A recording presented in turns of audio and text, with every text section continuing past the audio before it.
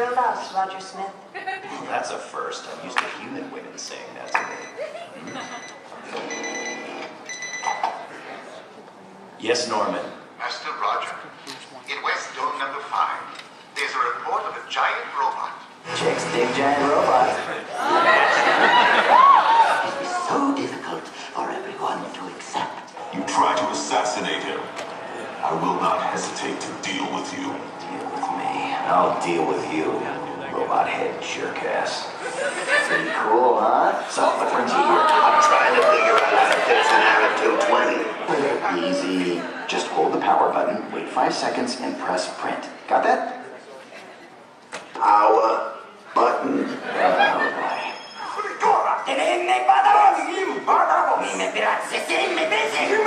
I'm having a little trouble understanding. Yeah. Can you tell what?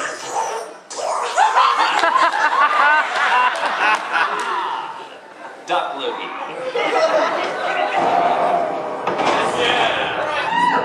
Female, before you die, I need a name.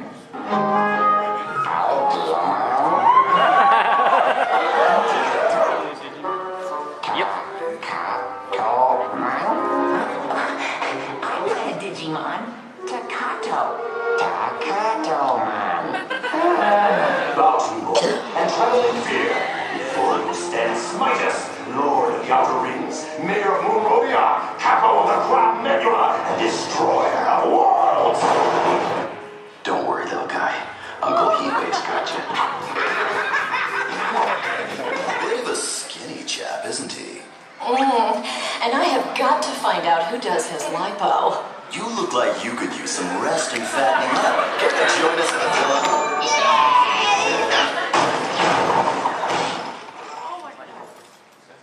Hey, my computer!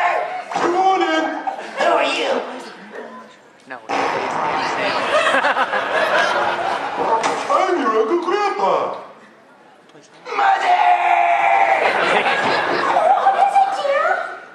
That's who we plays. So the whole wanting to destroy you and take over your empire thing wasn't clear. Well done. But the Green Goblin has a solution. You and I join forces. Consider what we could accomplish by combining our powers. We could rule New York!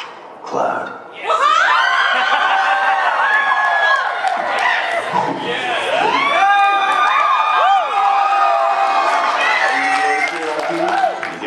Classy moves for a corporate girl.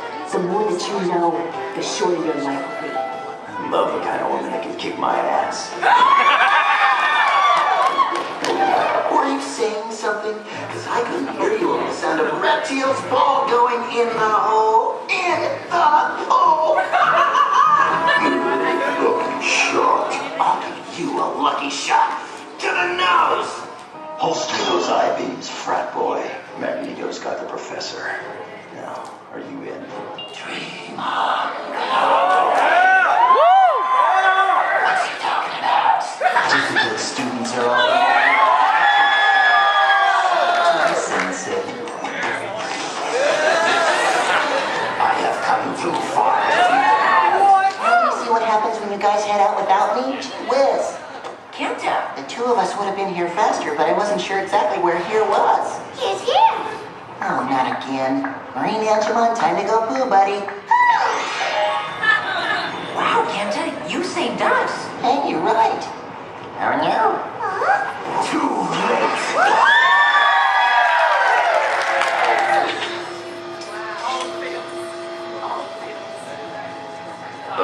Ninja? I didn't know we had a ninja. Hey, you're a boy. Actually, I'm an unholy demon. If I were Aaron Souls for my lord and master Beelzebub. But I used to be a boy. I want to help my sister get a date for the dance, and I need a crash course on how boys think. Okay, do you know anything about boys? I know they like boobies. Over there.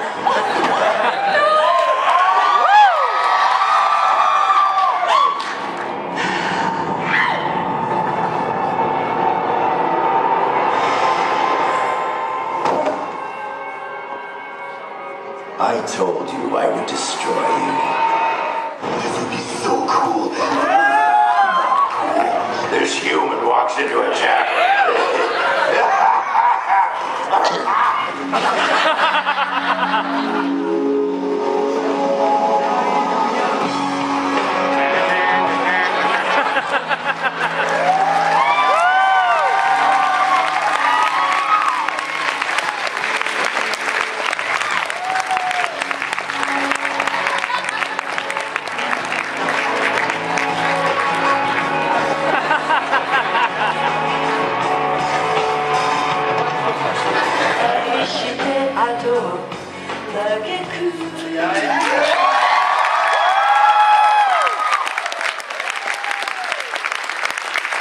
Good evening, my friends. Thank you for coming out.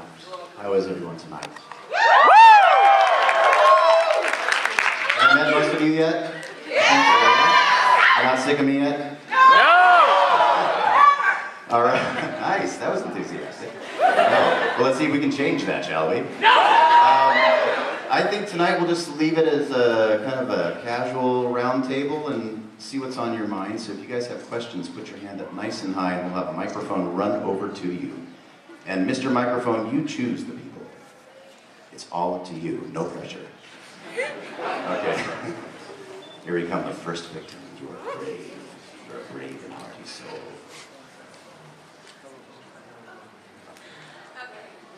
Uh-oh. Let's wait till we can hear you. And stand up and tell me your name, too, when you get a chance.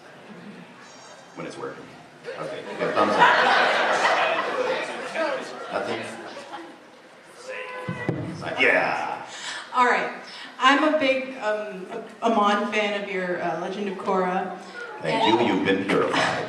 And I was wondering, you worked with the creators of Avatar, right? You've met Brian Konietzko and Michael Dante DiMartino? Absolutely. They're there at every single session. How do you feel about, like, the ending, that situation in a Nickelodeon show? The ending, Amon's end. I was a little surprised. Dee Baker, who played my brother on the show, he and I have done a lot of shows opposite one another, and that one affected us more profoundly than pretty much anything we had ever been on. In fact, we kind of had a moment of silence together. We just couldn't believe it. We were just kind of shaking our heads and like, no.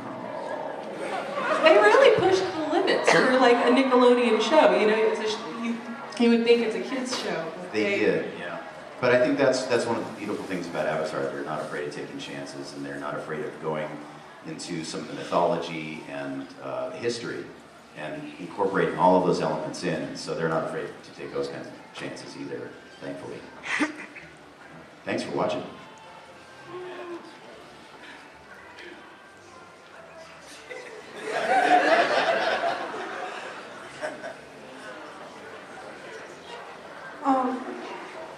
It's about Orochimaru. I have one of my friends who is like wants to know more of like Orochimaru's past. Like, what do you think Orochimaru's past was like when he was a child? Probably disturbing. Anybody that's got that kind of stuff going on has got to have some sort of messed up childhood, I would imagine. Or not. Maybe his parents were even worse. I don't know. Yeah, it's kind of hard to say. I mean, he's not of this world, so I think your speculation is probably more accurate than mine will ever be. I just know that he's a little bit twisted. Just a little bit.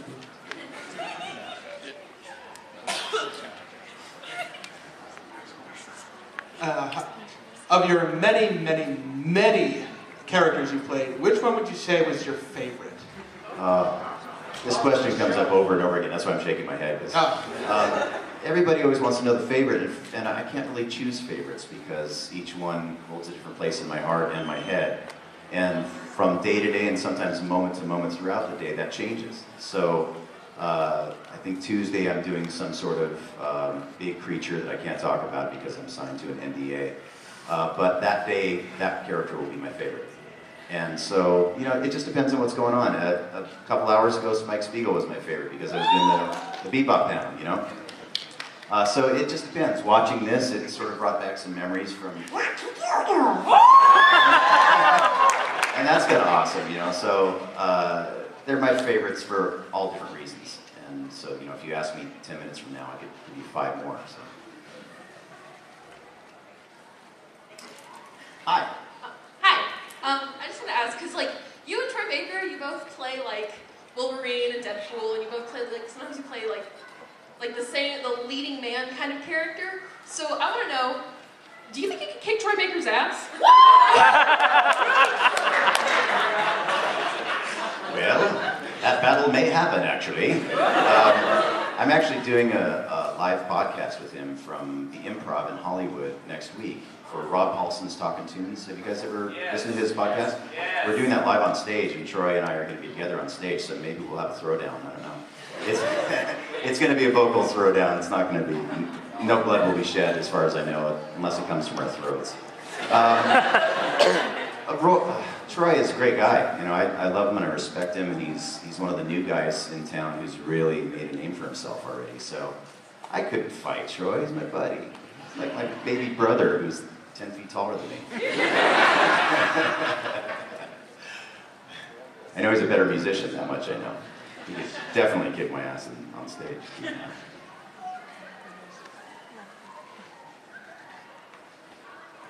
Good evening. Hello. Good evening to you, So sir. nice to meet you. Or kind of meet you. Anyway, so as a voice actor, what is your biggest challenge besides fighting Troy Baker? Traffic. That's it. Literally, most of my job is spent in my car, just getting to and from gigs. LA is a big town, and I'll spend sometimes 3 or 4 hours a day in the car just trying to get to and from gigs, or auditions and that sort of thing. So, Thank you for being here. Love you. thank you for having me here. Thank you. I'm very honored to be here. Thank you. Oh, okay. Okay. Well, you have to discuss that with him because he's the man in charge there. So, okay. How did it feel playing Spike Spiegel? How did it feel? Yes. Amazing, actually. And I think it felt even more amazing years later when it's like 14 years later and I'm coming here and you guys are still talking about Cowboy Bebop. That's what's really amazing about that role. Not every show is like that. Some shows are they're not necessarily forgotten, but they're sort of, glossed over because other things come up. But Bebop kind of took on a life of its own, and to the point where my fellow castmates, have been talking about doing a Bebop tour at some point, where we actually go to different states and do this all over again, over and over. So it was a profound impact on my life to the point where I have Spike's voice tattooed on my arm. So, that's actually bang. That's the wave file for a bang. Yeah, the answer is it felt pretty good. You know the wave file? Long-winded answer. What a wave file is on a computer? Where she was Okay. Sorry about being a bit over excited there. But I hope I don't cause any laughter when I mention this. But I heard recently you were in a preschool program. Can you explain what that was and what was the experience like? Are we talking about Dr. McStuffins? Yeah. Getting to sing as a kangaroo on a preschool program was one of the greatest highlights of my life. Also opposite Rob Paulson on that. I was a kangaroo and I got to sing this song. I feel better, so much better. Thank the doc for taking all the ouches away. That kind of thing. And then as Commander Crush for the Christmas special. He's a robot who has a broken wing or something. I forgot, he's a robot toy, and got to sing the song as that as well. Wow. Doc McStuffins. Do you guys know Doc McStuffins? Yeah. You have little kids? No. It's a preschool show, and it's animated really beautifully, actually. And it's this little girl who they call Doc, and she actually fixes broken toys. And so there's a guest toy every week, and there's a bunch of her toys that come to life every time she's about to fix the toy. So it was actually a great show to work on, because I'm used to working on much more adult-themed shows, as you guys have brought up. And so for me to do something that's actually kid-safe and actually has some good stories to them that are actually helpful in child development is kind of a nice thing for me. I started out reading for little kids when I was very early in my career, just going to schools and reading children's stories. And I learned how to be a voice actor from doing that, so it kind of brings me full circle. So thank you for that. Awesome. That was worth the outburst, so thanks.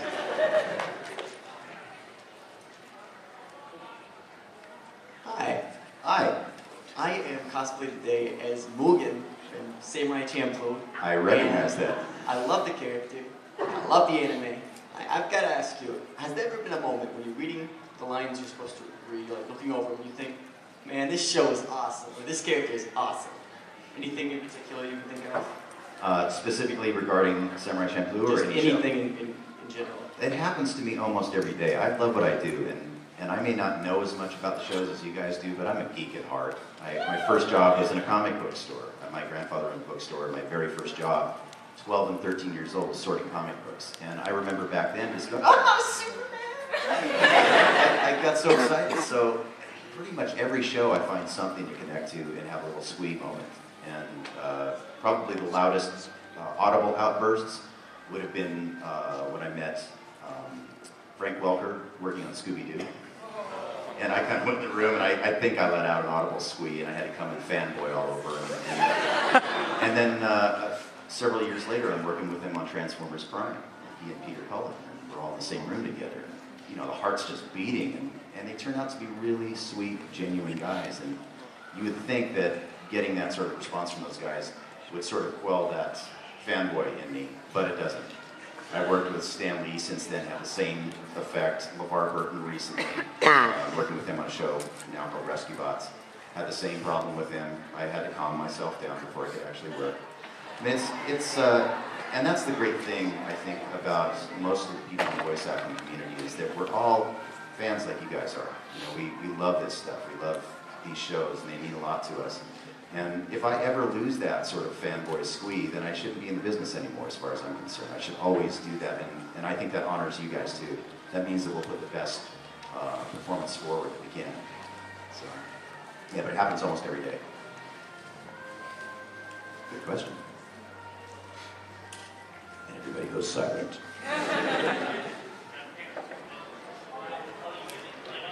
Oh, is that what it is?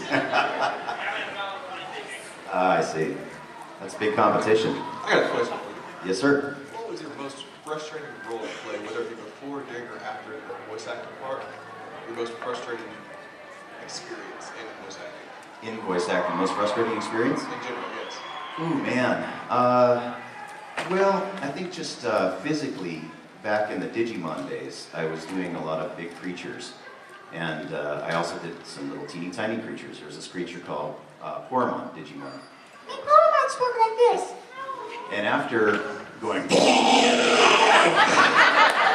like 2 or 3 hours, they expected me to go right from that and go. It was really frustrating because sometimes it just wouldn't come out anymore. I just didn't have that in my throat anymore, and it would take 2 or 3 days before I could come back to it. Has that cleared up? Have you been able to switch back and forth lately? Yeah. I mean, I can do that now. I'm much better trained, so I know when my limit hits, and I can usually stop doing that before I go on to the next thing. But not always. I mean, now it's the vocal stress still happens, especially in video games. I'm working on a game now, and it's all screaming, and I'm playing like a 400-pound character that's literally through, you know, like every kind of possible death. This guy, he's being electrocuted, he's being hung, he's being impaled through the eye.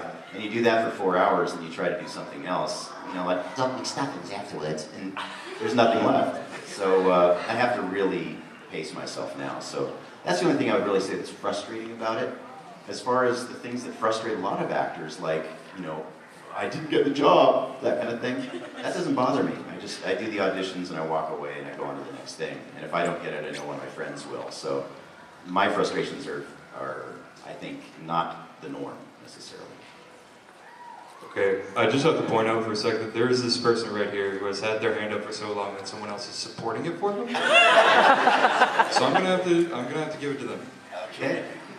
We don't want any injuries here. Hi, I want to ask the question, like, how did you get into voice acting? And did you realize that your career would inspire all these fans? Did you realize that you were going to be that awesome to all these people? Well, that's a big question. The first part of that question, I would answer by accident, honestly. I had no idea I was going to become a voice actor. I've been doing silly voices since I was a little kid, and I never even considered it as a possibility to do that for a living. And I had probably 30, maybe 40 jobs throughout my lifetime, and I didn't become a full-time professional voice actor until I was 40 years old. So it came as a huge surprise to me. I really didn't think that was even possible. So I became a voice actor by working in a mailroom at a low-budget film company called Empire Pictures, where we made Reanimator and From Beyond and Ghoulies and those kinds of films. Eventually, the Puppet Master films through Full Moon Entertainment. And I stayed with that company for 14 years and became an executive at that company. all while I was doing anime on the side on the weekends. And so for me, it was always fun. I never really made much money doing voice work, but it was just, I loved doing it, and I loved doing that more than anything else. And so at one point, I booked a 7-Eleven commercial, and I thought, well, you know, maybe this is the time. I'm going to get rich from 7-Eleven, and I'm going to quit my job after 14 years. And I did, and then the union went on strike, and I was out of work for almost a year, and living on credit cards. So for you aspiring voice actors, make sure you have a backup plan, or rich parents or something. So, you know, I struggled like a lot of people do, and but at that point, I was too far into it to turn back, and so I thought, well, you know what, I'm going to give this a go, and I don't mind eating pet food if I have to for a year to stay with voiceover. I just love doing it, and so I continued on, and several years later, I ended up at these conventions, and it didn't really hit me about how much it meant to you guys until Toonami was done. And I've been going to conventions. There was a lot of great fan interaction before that, but when it really, really struck home for me was the sadness that people expressed when Toonami was over. They said that it felt like their childhood was over. And for me, I thought, wow, you know, this really means something to people. What I'm doing actually can affect lives. And since then, I've spoken to people in battle situations who say that some of the games that I've worked on, oddly enough, games like Call of Duty, would take these guys from the battlefield to a happy place. Some of these guys in Afghanistan who were seeing horrible things during the day would come back to their tent at night and play Call of Duty, and it would make them feel better. And that didn't make any sense to me, but it did. It kept these guys say that it kept them alive. And in some cases, people who have had terrible things happen to them, physical and emotional, have contacted me, and they said that, you know, watching a show just made me feel good enough to want to keep going. And so that's the kind of stuff that motivates me to keep moving forward and made me realize that I'm actually doing something of value to you guys. So, but you guys are the reason that any of that happened. I don't think that has as much to do with me as to do with your love of the genre and your investment in these characters, which makes me want to do the best job I possibly can.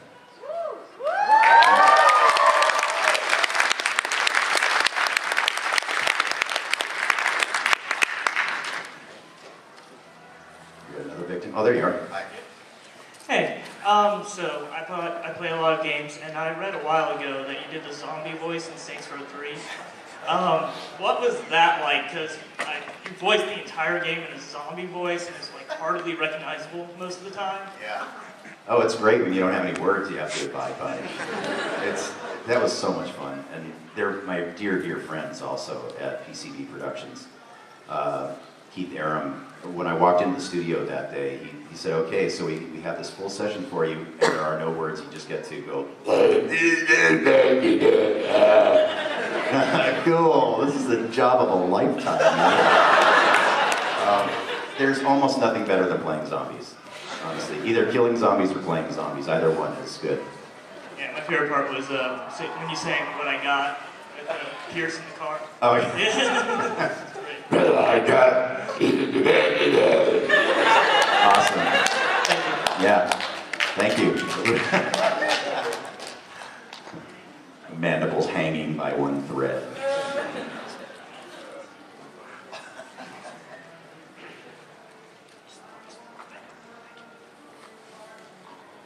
Hello. Hey.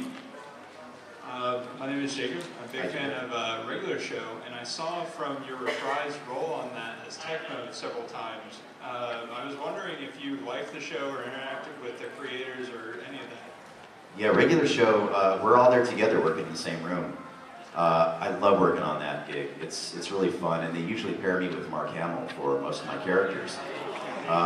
Yeah, and that, another fanboy moment, by the way. I mean, the first time I walked in the room with that guy, I almost plotzed it and soiled myself. I just couldn't believe that I was in the same room with him. And he's such a genuine, down-to-earth, amazing human being, and genuinely talented too, just incredible. And he loves doing voiceover. He really, really loves it.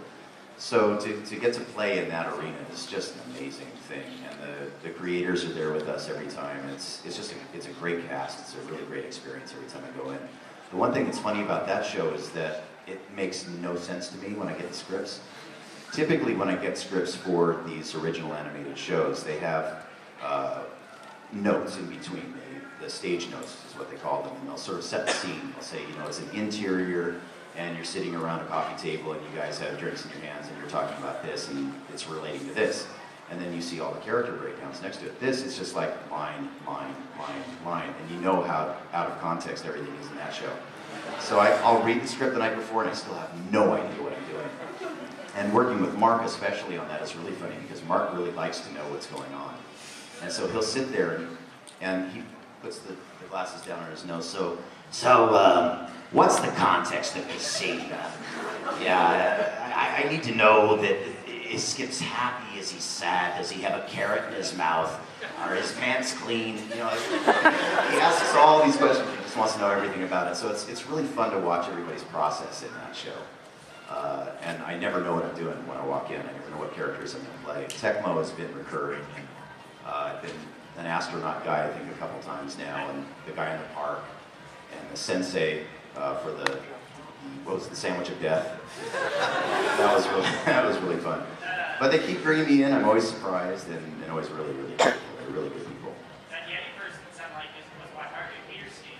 Well, that's Mark Hamill's voice on that. He skips, and he's basically a Yeti. He is a Yeti. Yeah, and he speaks like this. Yes, he's very funny. And he literally does skip for you guys who haven't seen the show. He's a Yeti who skips. He does. Yes, he does. Okay, who's next? I want to start off by saying that you're my favorite voice actor out of any voice actor. Oh, dude, thank you. Yes! But my question to you is this. Of all the late nights that I've been playing Nazi zombies on Call of Duty, what was your favorite moment of playing Tank Dempsey in all the maps? Actually, it wasn't. My favorite moment as Tank Dempsey wasn't in the game at all. We did a Christmas album. Did you guys hear that? Yeah. And we got in big trouble for it, by the way. We just wanted to do it as a gift to you guys, and the three of us got together. Tom Kane was not available to do that. He lives in another state. But Fred Tatasciore, Nolan North, and I got together, and we did the whole album in basically a night. And there was a lot of booze involved. And the moments with Fred, I think, particularly, because literally, no matter what we wrote, he sang about vodka and belched and talked about how to bury ladies of the night, I'll say it nicely here, and how to get rid of them by putting, anyway, chopping them up. And Nolan, I think my very favorite moment of that was when Tank was talking about the Hanukkah song, and Nolan, who plays a Nazi in that thing, at the end of the song, he said, "Oh, what a catchy little tune."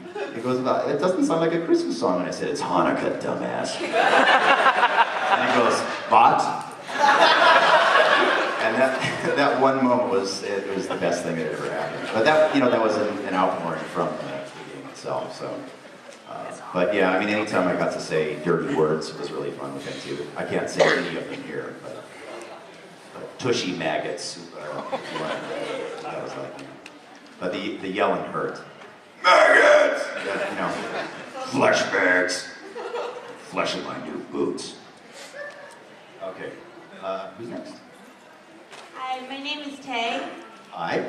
and I wanted to know, how did you land the role of Tom for Toonami? That was one of the very few roles that they asked me to do without auditioning. And that was based on my performance of Spike. So another reason to love Spike for me. The guys called me, and they were coming to a convention. I think it was Anime Expo. They were in town, and they're based in Atlanta. And they asked if I wanted to meet, if I'd be interested in doing this show called Toonami. And I said, "What? What is it?" I didn't even know. And they showed me a little bit of footage, and they said, "Well, we had you in mind for this. We really like what you did with Spike. We want this guy to be really snarky and not robotic at all. And would you be interested in doing the show?" Before they could even finish the sentence, I went, "Yeah!" And especially because it was promoting anime, and that was, it's my first love. So all of the elements were there for that, and I just walked right into the role. I was so blessed to get that, and still so grateful to work with those guys. Amazing. And it's exactly the same team that I was working with back then, except for one of the creators, Sean Akins, has gone on to other things, but Jason DeMarco is still there, and the entire production team is still there. It's amazing.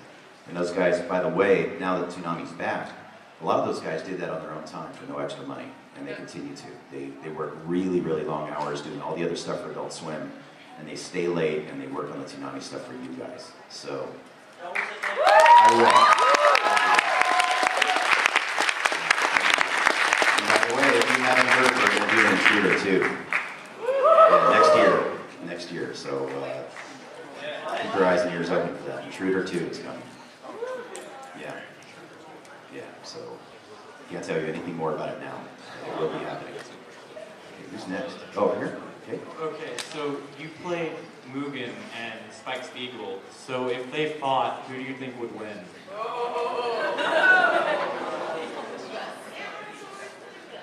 Spike could just shoot him. But Mugen could dodge it. Yeah, maybe, yeah. I don't like when the characters fight. Can't everybody just get along there? I'd like to see him go out for some dumplings and beer, you know? Dumplings and sake. There you go, even better. Both. Why not both? Well, yeah. Okay. I've been to Japan. You have sake, beer, and whiskey all in one meal. That is the meal.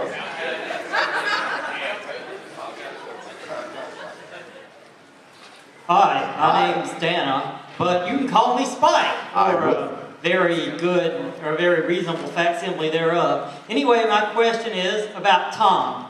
At some point, you're going to have to get out of the game and retire, unfortunately. And we hope Toonami, we hope Toonami is still going. Who in the new up-and-coming voice actors would you get to replace you as Tom? That's a really good question. Well, it'd have to be one of the young guys. I don't know, because the guys my age would probably be dead too. So,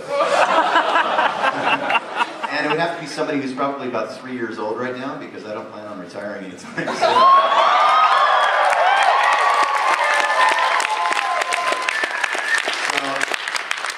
it would probably be one of your children. Yeah, I don't know. I mean, I could recommend, any of a dozen of my friends, but, they're all maybe 10 years behind me. And I really plan to keep on doing this as long as I can.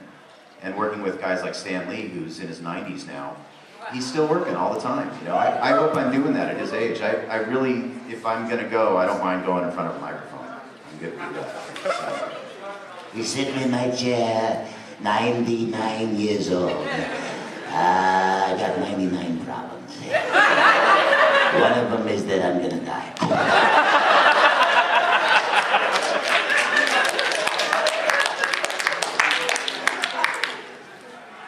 Okay, so I came from California.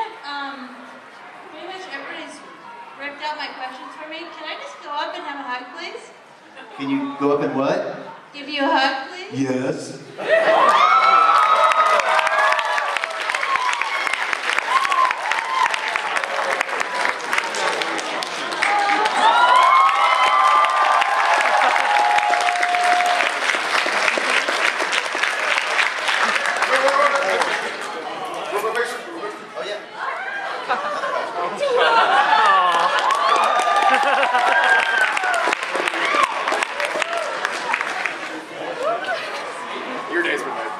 One of my homies, yo. I just got a text from my buddy Jerry Gill. Do you guys know who he is? He, in the Cowboy Bebop movie, do you remember the guy who was sneezing all the time? Yeah, well, the pictures that I'm signing at this convention, you'll see that there's a donation going to support Jerry Gelb, and Jerry needs a neck surgery. And he had cancer when he was a kid, and the radiation just sort of tore up his neck, and at this point his head just sort of falls forward. So he's going in for neck surgery, and we've raised almost $40,000 for him. So,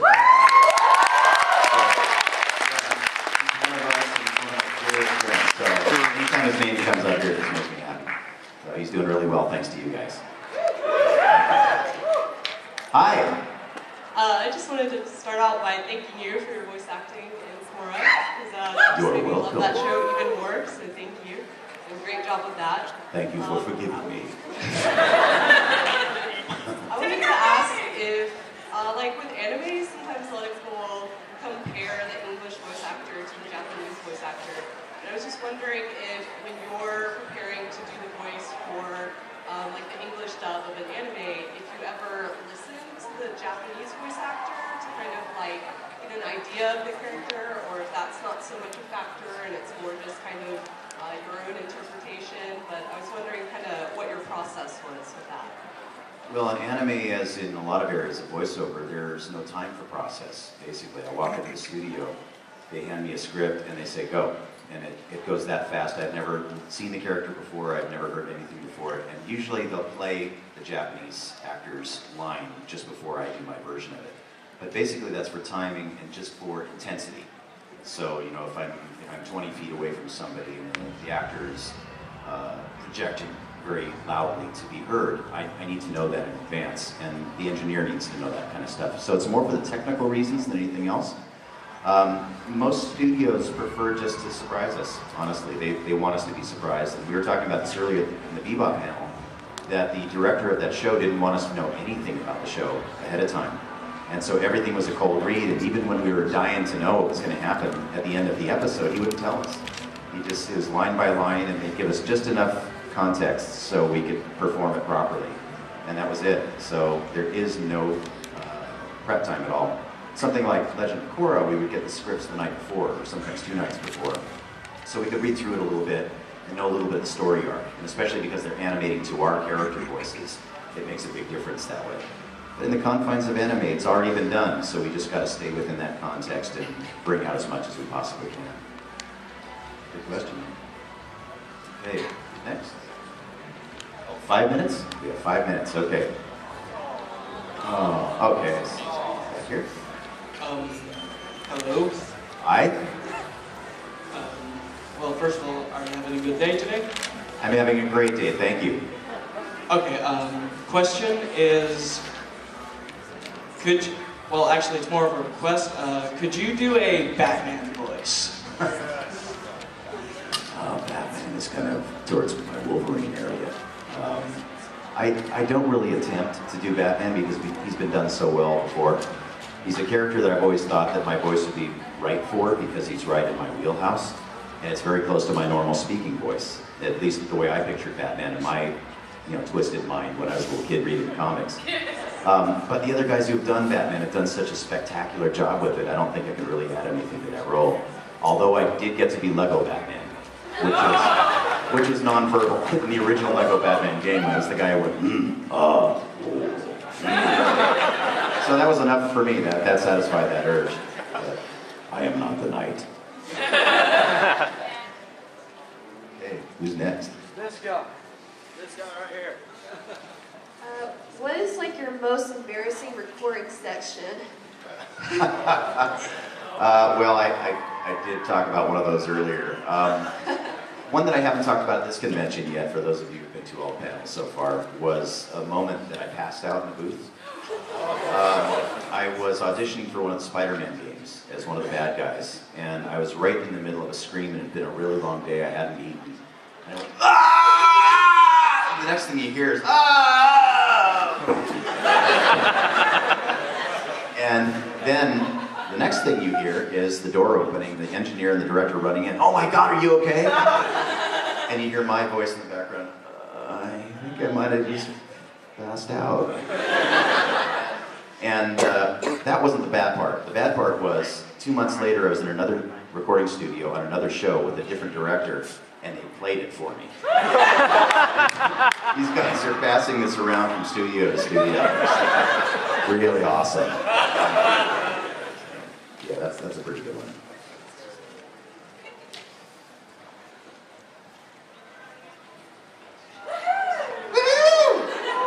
Hi, friend. Hello.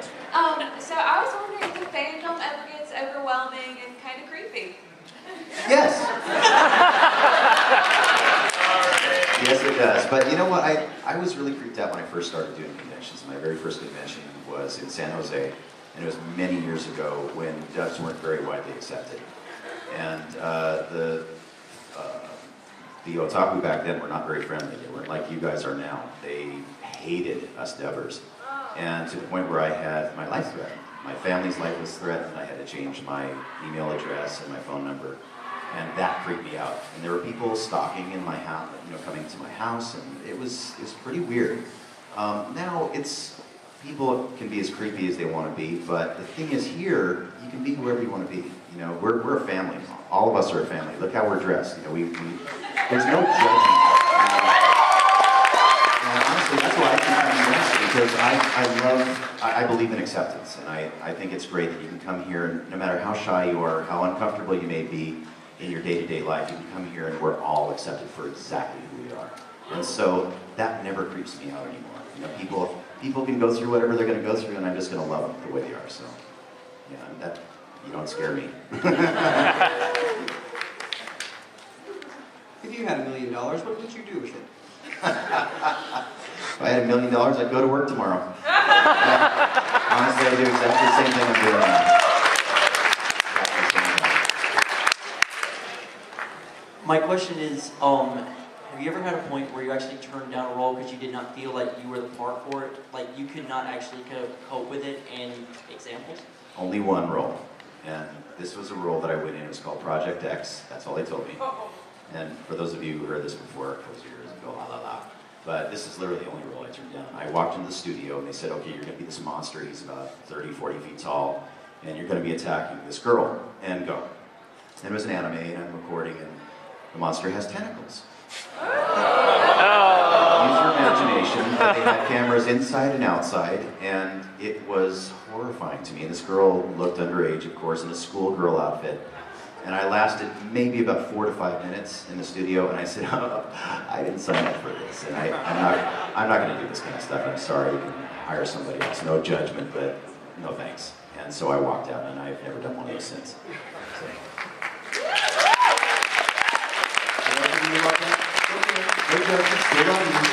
Yes, it's not me.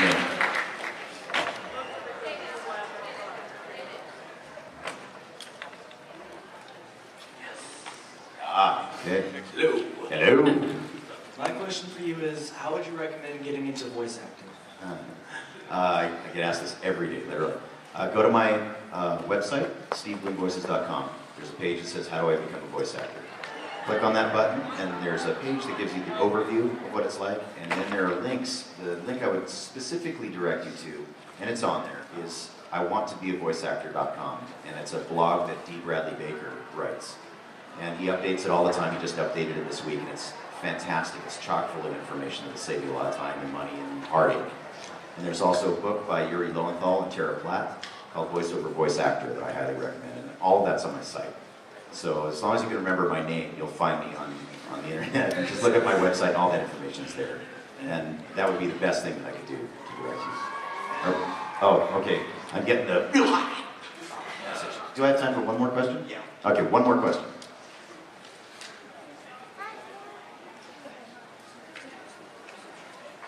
All right, so I have a friend that really likes Orochimaru, and he asked me if I can please get an Orochimaru's love confession or Valentine's Day to Kabuto's. To who? Kabuto's. Kabuto? Yes. Please.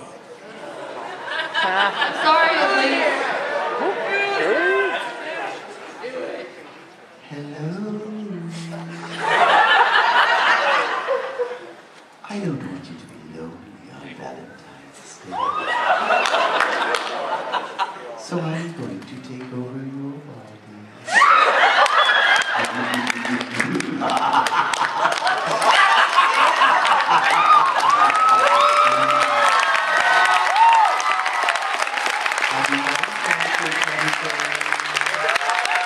Thank you guys so much. I'm going to be doing the signing.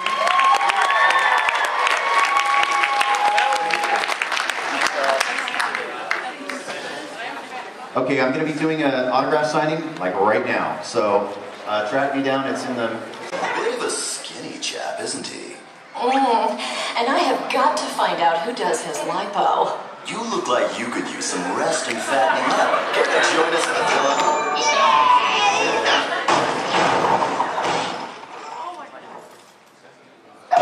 My computer! Good morning! Who are you? No. I'm your Uncle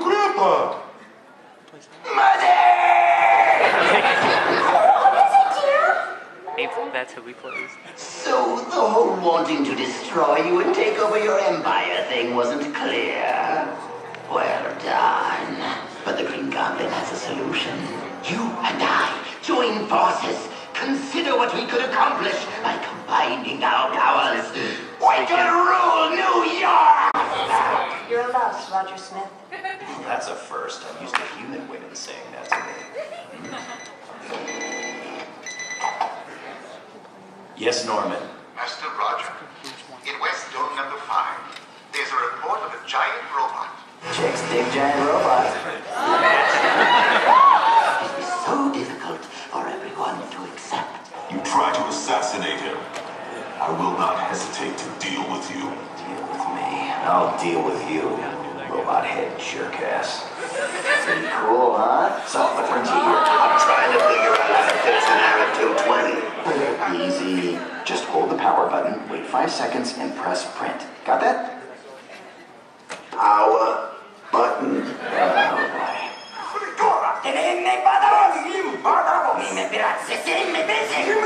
I'm having a little trouble understanding. Can you tell what?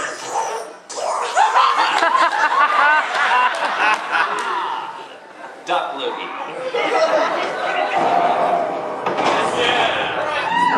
Female, before you die, I need a name.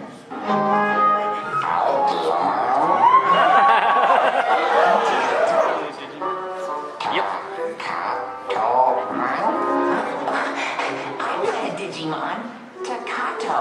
Takato Man. Bow to me, boy, and tremble in fear. Before you stand Smitus, Lord of the Outer Rings, Mayor of Monrovia, Capo of the Crab Nebula, and Destroyer of Worlds. Don't worry, little guy. Uncle Heatwave's got you. Sensei. I have come too far. See what happens when you guys head out without me? Whiz. Kenta. The two of us would have been here faster, but I wasn't sure exactly where here was. Here's here. Oh, not again. Marine Angemon, time to go poo, buddy. Wow, Kenta, you saved us. Hey, you're right. Oh, no. Too late.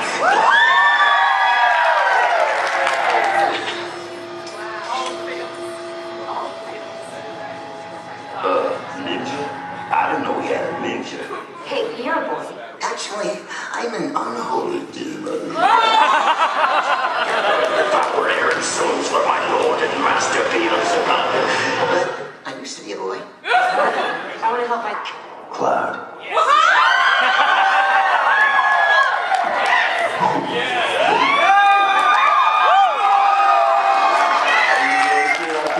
You got some pretty classy moves for a corporate girl. The more that you know, the shorter your life will be. I love the kind of woman that can kick my ass. Were you saying something? Because I couldn't hear you on the sound of Reptile's ball going in the hole. In the hole! Lucky shot. I'll give you a lucky shot to the nose! Holster those eye beams, frat boy. Magneto's got the professor. Now, are you in? Dream on.